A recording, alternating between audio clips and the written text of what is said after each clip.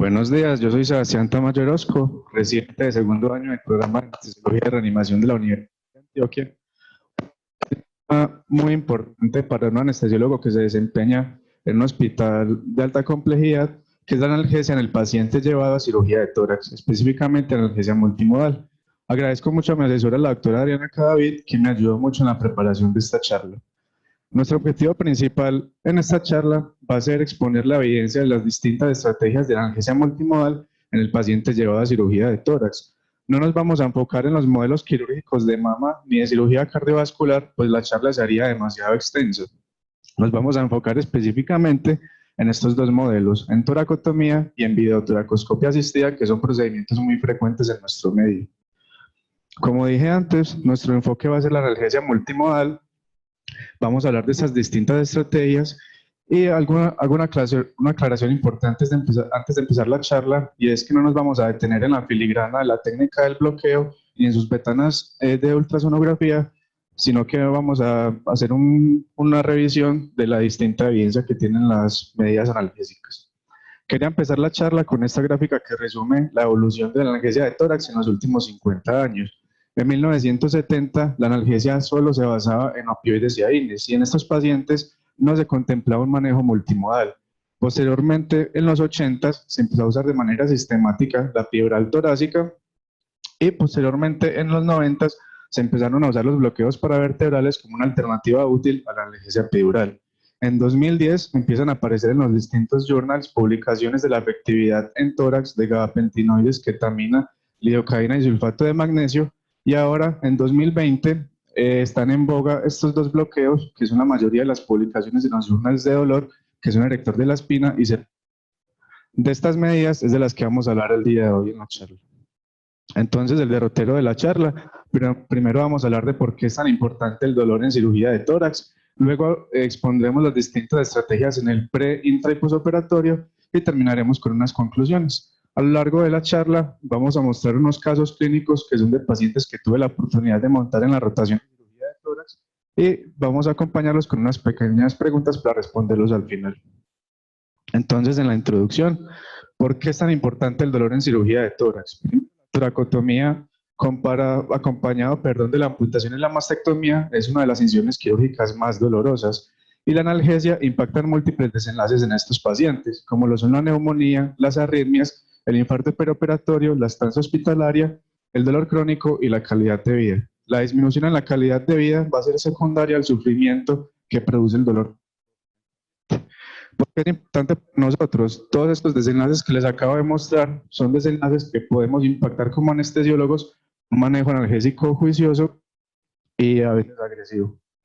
¿Por qué duele tanto una cirugía de tórax? Primero, se comprometen múltiples componentes de la pared torácica y visceral, hay una incisión prolongada de la piel, hay una retracción muscular, puede haber o no fracturas costales, hay distensión de ligamentos y articulaciones, puede haber lesión de nervios intercostales y hay irritación pleural secundaria al sangrado y al posicionamiento de la sonda de tórax.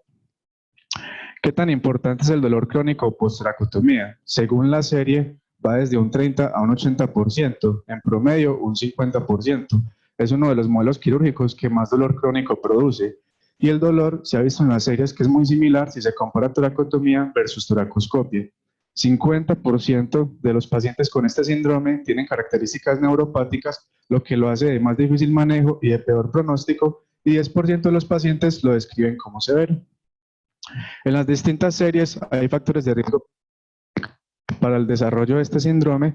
El más importante y al que más le debemos poner cuidado es al dolor perioperatorio severo. Le sigue el sexo femenino, el dolor perioperatorio de más de un mes de duración, los pacientes a quienes se les realiza pleurectomía y los pacientes que son reintervenidos, sobre todo si esa reintervención es sobre la misma cicatriz de la cirugía previa. ¿Hay diferencias fisiopatológicas en el dolor de una toracotomía versus una toracoscopia? Sí las hay. En una toracotomía va a haber un componente dual combinado entre dolor somático y visceral. El somático va a ser dado por la inervación de la pared costal, que son los nervios intercostales, y el visceral va a ser dado por el frénico y el vago, que inervan mediastino, pleura, pericardio y pulmones. En cambio, en la toracoscopia, el componente somático no va a ser tan importante, pues la incisión es pequeña, que es por donde entran los puertos, pero sí hay un componente visceral muy importante, dado por esos mismos nervios frénico y vago. Estas tres preguntas, estas diferencias en la fisiopatología nos hacen hacernos tres preguntas importantes. Primero, ¿duele menos una toracoscopia? Segundo, ¿un paciente de toracoscopia tiene menos incidencia de dolor crónico? Y tercero, ¿tiene mejor calidad de vida comparado con un paciente a quien se le realiza toracotomía? Esas tres preguntas las responde este ensayo clínico publicado en 2014. Fueron pacientes que se siguieron a un año, fueron 74 de toracotomía y 132 de toracoscopia. Todos los pacientes, tanto de toracoscopia como toracotomía, tuvieron analgesia epidural y endovenosa. ¿Qué demostró este ensayo clínico? Que no hubo diferencias en el dolor posoperatorio agudo ni en el seguimiento a los 4, 8, 6 y 12 meses, con una P mayor de 0.01. Esta es la tabla de disminución en la calidad de vida. Vemos que no hay diferencia estadísticamente significativa entre toracotomía y toracoscopia. Este es el dolor agudo hasta el día 4. Miren que es muy similar entre los dos modelos. Y este es el dolor crónico 4, 8 y 12 meses de seguimiento. Miremos que es muy similar entre los dos procedimientos. Conclusión, no debemos subestimar la toracoscopia porque tiene el mismo dolor crónico y dolor agudo que una toracotomía. Ahora vamos a hablar de las estrategias en el preoperatorio. Primero vamos a empezar con el caso clínico. Entonces se trata de un paciente de 27 años, él tiene una masa mediastinal anterior y está programado por una toracotomía posterolateral. Se decide como plan analgésico una epidural torácica, se pone un bolo preinducción, infusión pre en el intra y posoperatorio, perdón. Se realiza inducción anestésica y se inicia analgesia con diclofenaco, ketamina y morfina. Nuestras dos preguntas para este caso es cuál es la técnica regional de elección y si se beneficia o no de analgesia preventiva. Entonces vamos a empezar con la pregabalina, que es el fármaco que más estudios tiene en este contexto. Tiene tantos estudios que incluso hay un metaanálisis publicado en 2018. Cuenta con 9 ensayos clínicos controlados con una muestra de 684 pacientes. Los desenlaces principales fueron el primario fue dolor posoperatorio agudo, evaluaron dolor crónico, consumo de opioides y efectos adversos como mareo y somnolencia. Importante, no se incluyeron pacientes de toracoscopia. Este es el forest plot del desenlace primario, el dolor posoperatorio agudo. Vemos acá que se ve muy pequeño, pero el intervalo de confianza no pasa a la unidad y la heterogeneidad es muy baja, del 0% con una P mayor de 0.1. El estudio de mayor peso en este ensayo clínico fue con dosis de 75 miligramos antes de la cirugía, 2 horas antes de cirugía, y luego se dejaba 75 cada 12 por 5 días en el posoperatorio. Este es el forest plot de dolor neuropático. Aunque vemos que el intervalo de confianza no pasa a la unidad, la heterogeneidad es alta, 62%, por lo que deberíamos interpretar este desenlace con cautela. La necesidad de rescate con opioides no se pasa el intervalo de confianza con una baja heterogeneidad. Y por último, la somnolencia, vemos que no se pasa el intervalo, que efectivamente la pregabalina sí produce somnolencia y con baja heterogeneidad. Concluyendo entonces este metaanálisis, la pregabalina se asocia con menor dolor posoperatorio agudo, tiene un efecto ahorrador de opioides, no tiene efectos en dolor neuropático ni tampoco en dolor crónico y tiene un efecto adverso importante que es la somnolencia, por lo que deberíamos evitar esta estrategia en pacientes ancianos muy frágiles. ¿Qué evidencia hay de pregabalina en toracoscopia? Este metaanálisis fue de toracotomía. Hay publicados hasta la fecha estos 3 ensayos clínicos, todos en toracoscopia con tamaños de muestra muy variables, desde 52 a 92 pacientes y dosis muy variables, desde 75 miligramos cada 12 horas hasta 150 cada 12 horas, perdón.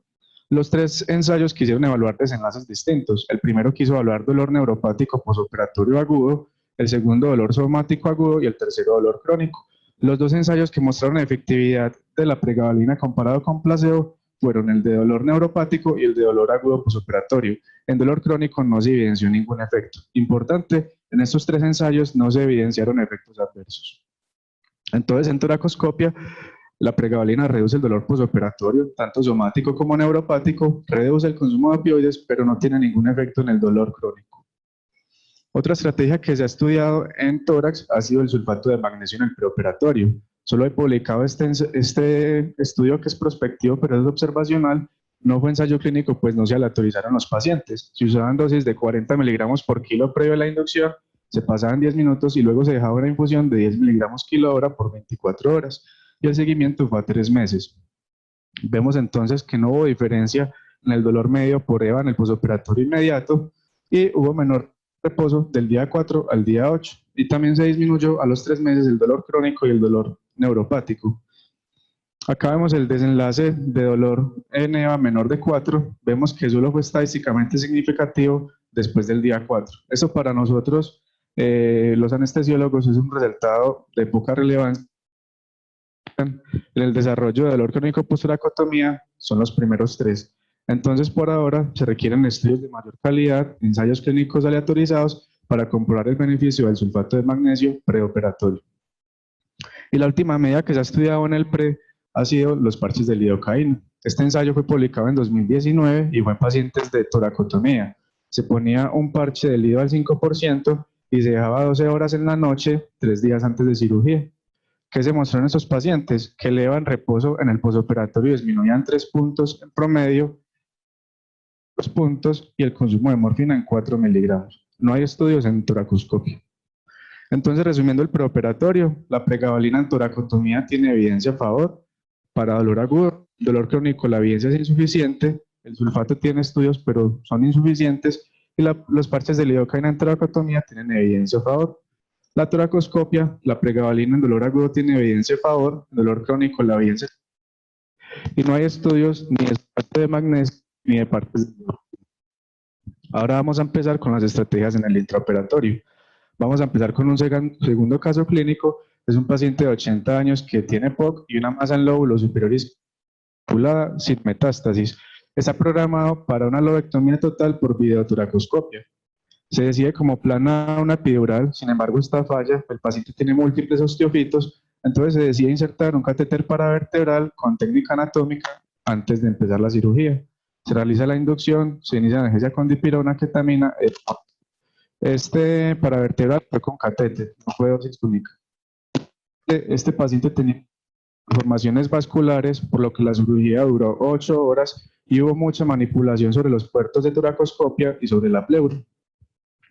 Entonces vamos a empezar la parte del intraoperatorio con las técnicas regionales y queremos hacer una comparación entre la epidural y el bloqueo paravertebral.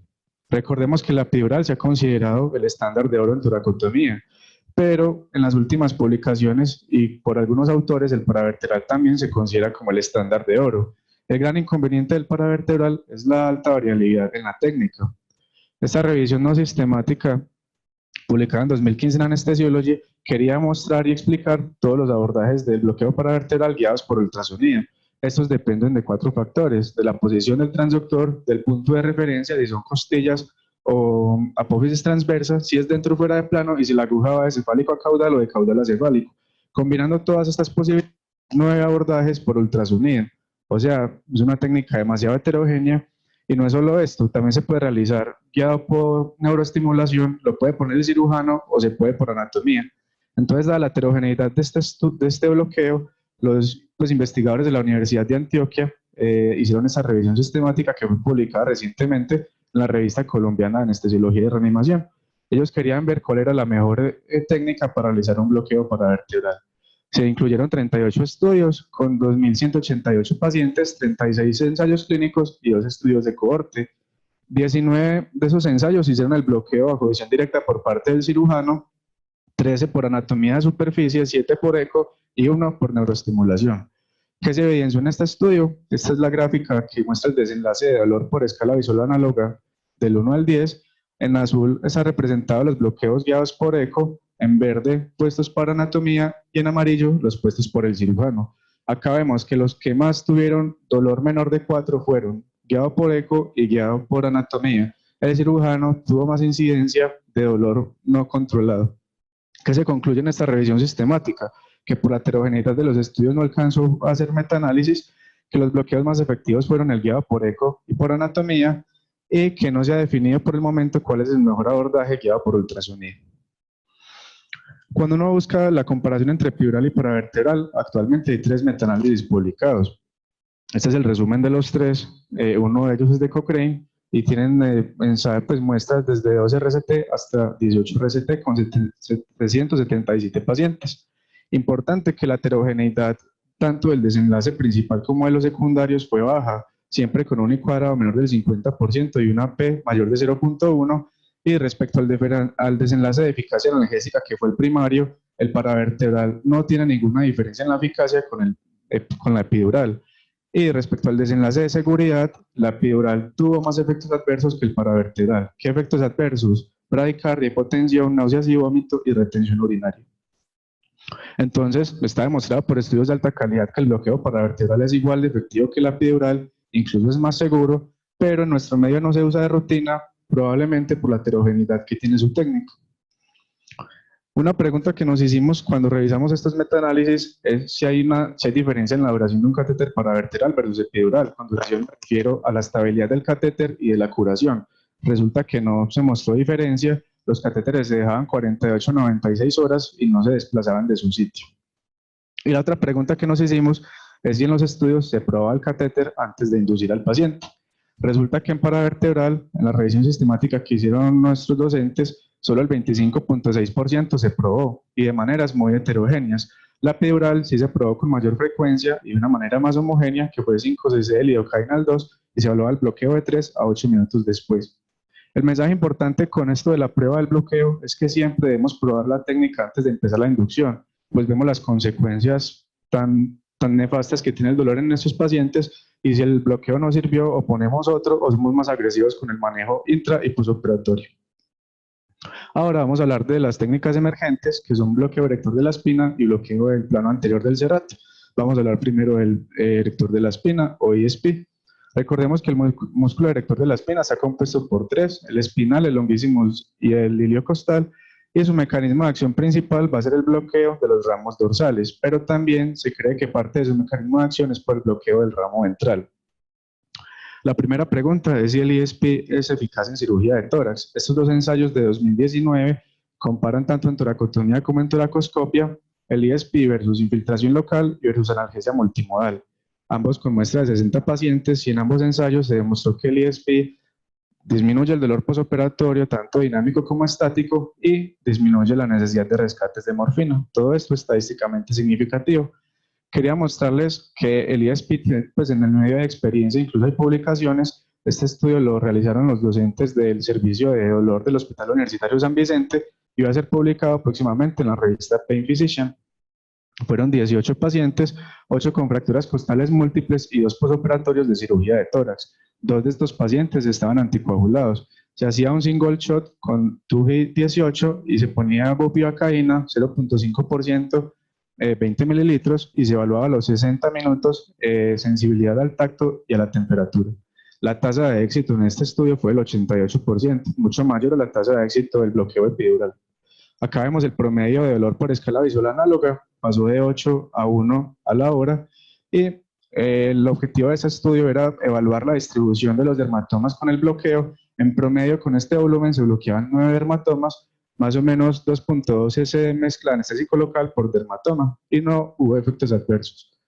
Este es un video que les quería compartir, cortesía del doctor Andrés Barrios. Acá tenemos la apófisis transversa y acá se ve la aguja TUGI. Acá se ve cómo pasan el catéter bajo visión directa con la sonda de ultrasonido. Y acá observamos nuevamente entonces la apófisis transversa, el músculo erector de la espina, el lago de anestésico local y se insinúa un poco el catéter que se está pasando. Y el otro estudio que les quería mostrar fue esta serie de casos que fue publicada en el Congreso Colombiano de Anestesiología y Reanimación del año pasado por docentes de la IPS universitaria. Fueron 18 pacientes, 6 de ellos eran de tórax, la mayoría era colelab que se convertía a colicistectomía abierta y usaba single shot de 10 a 30 cc, se dejaba un catéter con bupi al punto 1 de 6 a 10 cc hora y se dejaba hasta 72 horas en el posoperatorio. ¿Qué demostró esta serie de casos en la IPS universitaria? Que el dolor, que había mucha efectividad para el dolor agudo, casi todos los pacientes no tenían dolor o tenían dolor leve, y se observó que a más de 6 cc hora había un mejor control del dolor y que era más efectivo en dolor estático a estas dosis, pero a medida que iban incrementando la infusión continua, había un mayor control del dolor dinámico. ¿Qué pasa si se compara el ISP con el estándar de oro? Acá en este ensayo comparan el ISP con toracotomía versus con paravertebral en toracotomía. No hay estudios hasta la fecha que comparen ISP con analgesia epidural en toracotomía. Sí lo hay en esternotomía, pero como este no es el objetivo de la charla, no lo puse acá. Fueron 94 pacientes ISP versus paravertebral con 20 cc de UPI al punto 25 seguimiento a 24 horas postoperatorios y se demostró que no hubo ninguna diferencia en el dolor dinámico ni estático. Pero lo que más me gustó de este estudio son los efectos adversos. Vemos acá que con paravertebral fueron mucho más comunes comparado con ESP, hipotensión, bradicardia y hematoma, 0 hematomas en el grupo de ESP, con una P menor de 0.04 y más importante aún que el éxito al primer intento del bloqueo fue del 82% con ESP versus 54% con paravertebral. ¿Qué concluye este ensayo? Que el ESP tiene menos efectos adversos que el paravertebral, que su técnica es más fácil sin comprometer la eficacia analgésica. Y ahora hablaremos brevemente del bloqueo del plano anterior del serrato. Este bloqueo consiste en buscar con la sonda de ultrasonido el espacio entre el serrato y el latissimus dorsi. Acá están estos nervios, las ramas cutáneas laterales de los nervios intercostales, el torácico largo y el nervio toracodorsal. ¿Qué pasa si se compara el serrato versus el gol estándar? Que si hay un ensayo con epidural. Este ensayo fue publicado en 2017, 40 pacientes de toracotomía. Se hacía un single shot con serrato con 30 cc. Esto es importante en este bloqueo, pues es un espacio muy grande, requiere dosis mayores y se dejaba una infusión de 5 cc hora de levopivacaína al 0.125%. 5 pacientes del grupo de epidural presentaron hipotensión. En el grupo serrato no hubo ningún paciente con efectos adversos y no hubo diferencia en la eficacia analgésica. Y hay un ensayo que compara ESP versus serrato, que es este que fue realizado en pacientes de videotoracoscopia, fue publicado el año pasado, 60 pacientes, ningún grupo tuvo efectos adversos y el ESP provee mejor analgesia que el serrato, incluso los pacientes necesitaban más tarde un rescate de morfina. Acá vemos, por ejemplo, que los del ESP se demoraban más para pedir el primer rescate que los de serrato y el promedio de EVA al postoperatorio fue 2 versus 4 en el grupo serrato. Entonces, resumiendo y terminando la parte de analgesia regional, quería como traer un resumen de la eficacia analgésica de los distintos bloqueos y su seguridad. Entonces, en la eficacia, que el paravertebral es igual de eficaz que la epidural, esto es demostrado por metaanálisis, por ensayos demostrado que el ESP es igual de eficaz que la paravertebral, por ensayos que el serrato es igual de eficaz que la epidural, y el ESP demostrado por ensayos es más efectivo que el serrato. Respecto a seguridad, el paravertebral es más seguro que la epidural, el ESP es más seguro que el paravertebral y el ESP es igual de seguro que el serrato. Entonces, ¿cuál es la tendencia de la evidencia actual? Favorece entonces al bloqueo ESP con el mejor balance de seguridad versus eficacia analgésica. Esto es una tendencia, por eso lo subrayo. Probablemente en el futuro que salgan más estudios, esto irá cambiando.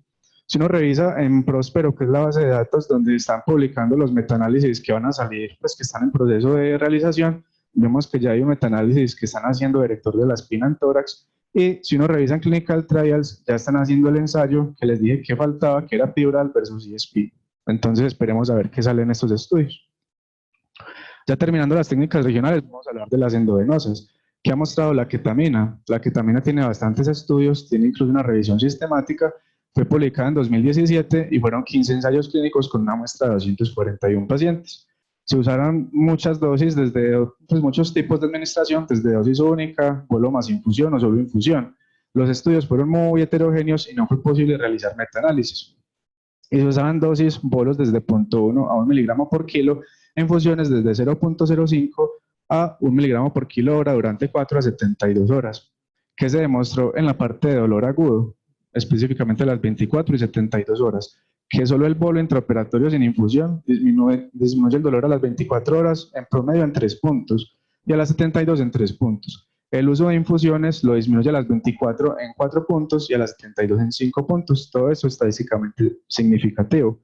Y respecto al dolor crónico, como los estudios fueron tan heterogéneos, no se pudo dar una conclusión específica. Actualmente la evidencia es débil a favor para la prevención del dolor crónico con las infusiones de ketamina. Y este es el último estudio que les quería mostrar de la experiencia local en estas intervenciones. Esta serie de casos fue llevada al Congreso Colombiano de Anestesiología y Reanimación y fue de infusión de ketamina en el Hospital Universitario San Vicente. Fueron 317 pacientes, 35 de ellos eran posoperatorios de cirugía de tórax. La infusión se empezó de rescate, el paciente no salió de quirófano con la infusión. 69% de los pacientes antes de la infusión tenían dolor severo y luego de suspenderla, solo 7.3 tenían dolor severo. La incidencia de efectos adversos fue relativamente baja, delirium 6%, alucinaciones 2.2 y pesadillas 1.58. Y estos efectos adversos eran más notorios si la infusión subía de 0.15 miligramos por kilo. Acá vemos que los signos vitales no cambiaron mucho antes y después del inicio de la infusión de ketamina, a las dosis que les digo, menos de 0.15, y se concluye entonces que la ketamina en el intraoperatorio proporciona analgesia tanto en bolos como en infusión en el posoperatorio temprano. La evidencia, como les digo, se requieren estudios más homogéneos para poder sacar una conclusión pues verídica de su evidencia en dolor crónico. Como les digo actualmente, en dolor crónico la evidencia es débil a favor. De lidocaína solo hay 2 ensayos clínicos, uno en toracoscopia y otro los dos son en videotoracoscopia, con tamaños de muestra de 60 y 48 pacientes y dosis muy heterogéneas. Generalmente son bolos e infusiones en el intraoperatorio, no se dejaban en el post. Solo el primer ensayo demostró evidencia pues estadísticamente significativo que disminuía el consumo de sulfentanil, pero fue muy bajo, 32 en el grupo de ketamina versus 40 en placebo, y el otro estudio no mostró ningún efecto de la intervención. Entonces, respecto a la lidocaína en tórax, hay evidencia no concluyente, se requieren estudios de mayor calidad para poderla usar de manera sistemática. Resumiendo el intraoperatorio, en toracotomía podemos usar cualquiera de estos bloqueos. El que más evidencia tiene obviamente son paravertebral y epidural. Siempre en toracotomía debemos conocer una técnica continua. Eso ha demostrado que disminuye incidencia de dolor crónico. La ketamina en dolor agudo tiene evidencia a favor y en dolor crónico es controversial, su evidencia es débil a favor, y la lidocaína tiene evidencia insuficiente. Y respecto al intraoperatorio en toracoscopia, se deben usar bloqueos single shot, dosis única, se puede usar paravertebral, erector de la espina o cerrato. Y respecto a la pregunta que hicimos ahorita en el caso de si un paciente de toracoscopia se beneficia de una técnica continua, este no se encuentra en ningún ensayo clínico, esto es una recomendación de experto de los protocolos de Pain Out, que es una sociedad de dolor agudo postoperatorio. Ellos dicen que los pacientes de toracoscopia se benefician si presentan conversión a toracotomía, si hay una resección costal o si fue una lobectomía, una alta manipulación pleural y con mucha manipulación en los puertos de toracoscopia. Esos pacientes, por recomendación de expertos, se benefician de una técnica continua, que fue lo que se le puso, por ejemplo, a nuestro paciente. Y la ketamina no tiene evidencia en toracoscopia y lidocaína tiene evidencia insuficiente. Ahora vamos a terminar con el posoperatorio. Este es el último caso, es un paciente de 25 años sin antecedentes de importancia. Él ingresa a policlínica con un trauma por herida por arma cortopunzante, le hacen un FAS que es positivo para líquido cárdico, se pasa de inmediato pues, a toracotomía emergente, se realiza la toracotomía y se ve una laceración pulmonar y de pericardio, pero no hay ningún componente en miocardio, el miocardio estaba intacto, se hizo hemostasia satisfactoria, el paciente no requirió hemoderivados y los gases arteriales fueron normales. Por eso que les cuento, se decidió extubar al paciente y antes de extubarlo se le puso un catéter erector de la espina para analgesia posoperatoria. Entonces nuestras dos preguntas es qué opciones hay en el intraoperatorio y qué manejo multimodal le podemos poner en el posoperatorio. Este es el último estudio entonces de esta charla. Quería estudiar si en los pacientes de toracoscopia servía la PCA con opioide más ketamina versus la epidural. Fueron 70 pacientes, la PCA se usaba con bolos de 10 microgramos y ketamina bolos de 0.5, que son un poco más pequeños de los que usamos en nuestro medio, versus epidural. Y los pacientes que tenían la PCA no tuvieron ninguna diferencia en dolor comparado con el grupo de epidural. Entonces, en posoperatorio, la infusión de ketamina, que ya la habíamos mencionado, evidencia en dolor agudo y débil a favor en dolor crónico. En toracotomía, la PSA con opioide más ketamina no tiene estudios. Y en toracoscopia, la infusión de ketamina no tiene evidencia para dolor agudo ni crónico, no hay estudios, pero sí está el estudio que les acabo de mostrar de PSA de opioide más ketamina. Entonces, respondiendo a los casos clínicos que vimos a través de la charla, el caso era el paciente con mediastinal y toracotomía. Si se beneficia de manejo preoperatorio, sí se podría beneficiar de gabapentina o parches de lidocaína, mayor fuerza de la evidencia con pregabalina. Y técnica regional de elección podría ser cualquiera de estas, un paravertebral, una epidural o un regresor de la espina, pero siempre técnica continua por ser toracotomía. El caso 2, que era el paciente de la videotoracoscopia, que fue muy larga, de 8 horas con mucha manipulación. Opciones en el intraoperatorio podrían ser AINES, acetaminofén, opioides y ketamina. La técnica regional podría ser un paravertebral, epidural o elector de la espina, también un cerrato, y si se indica una técnica regional en videotoracoscopia, este paciente se podría beneficiar. Tuvo alta manipulación pleural, visceral y de la pared torácica. Y el caso 3, que es el paciente de la herida precordial pero que en realidad pues, estaba estable hemodinámicamente, opciones en el intraoperatorio, AINES, acetaminofén, opioides y ketamina, y manejo multimodal posoperatorio para vertebral y ESPI continuo. Como fue tan urgente, obviamente no se le podía poner una técnica antes, ni se sabía que se iba a encontrar, pero ya cuando se vio que el paciente estaba estable, dormido, se puede poner un paravertebral o un ESPI continuo, ketamina y en el posoperatorio una PCA. Entonces, concluyendo, la analgesia es un objetivo cardinal en cirugía de tórax. Esta siempre debe ser multimodal. No se debe subestimar la toracoscopia. Tiene la misma incidencia de dolor crónico posoperatorio y de dolor agudo y de disminución en la calidad de vida.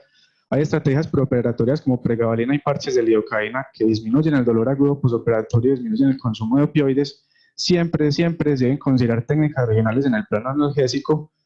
En dolor crónico, las dos estrategias que muestran efectividad, por eso siempre deberíamos usar, son técnicas regionales y evidencia débil a favor para ketamina. La ketamina, tanto en bolo como en infusión o bolo más infusión, disminuye el dolor agudo posoperatorio, un efecto más pronunciado en la infusión, y siempre debemos considerar una PCA con opioide como un respaldo a la analgesia multimodal si esta falla. Muchas gracias. Cualquier comentario o duda, me cuentan que estamos yo y la doctora.